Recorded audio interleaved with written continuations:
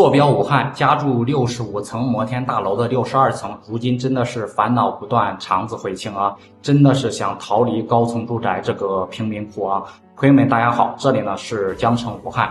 这些年呢，随着城市的发展和土地的紧张啊，很多大城市的住宅可以说是越建越高。大家现在可以看一下咱们面前啊，密密麻麻，全部都是高耸入云的钢筋水泥，让人看着真的是压迫感十足啊，像一个城市的灰森林一样。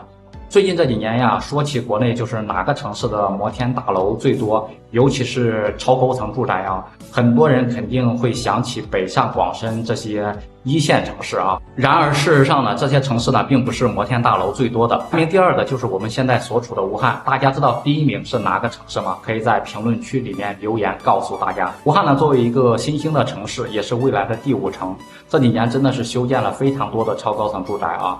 像那种其他城市里面30层、40层、50层的高层住宅呢，早就满足不了武汉了。现在的武汉呢，住宅楼呢，动辄就是建60多层，难怪很多外地朋友啊，第一次来到武汉就非常的惊讶，非常的吃惊。武汉的楼怎么都修这么高呀？北京、深圳我都去过，我都没有见过这样式的。当然了，很多朋友也会说啊，超高层住宅呢会是未来的贫民窟啊，也是吐槽不断。那么就是住在这样的大楼里面，究竟是什么样的一个体验呢？今天我就给大家分享一下。因为昨天呢和一位朋友是深入聊了聊啊，他说呢他想把他屋里62层的房子给卖掉。当时呢也是冲动买的62层啊，花了将近300多万啊，这是一点都不便宜。入住不到1年，真的就是天天提心吊胆的一个状态。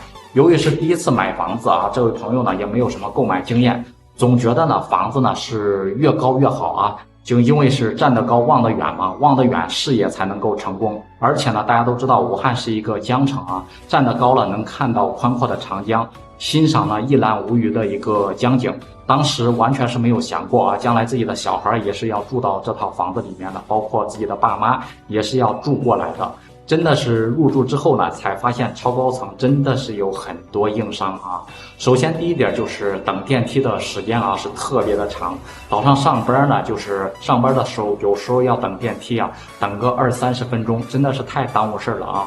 有好几次呢，自己都是算好时间去上班呢，结果呢就是因为等电梯的时间太长而耽误事，结果给迟到了。迟到了，那公司就得罚款嘛，1次200啊，真的是特别的无语。那第二点呢，就是62层啊，住在将近200米的高空，完全是没有什么安全感的啊。他们家这个房子实在是太高了，我从上面往下看，腿都是瑟瑟发抖了，看着都吓人啊。住这么高，朋友就非常担心小孩子。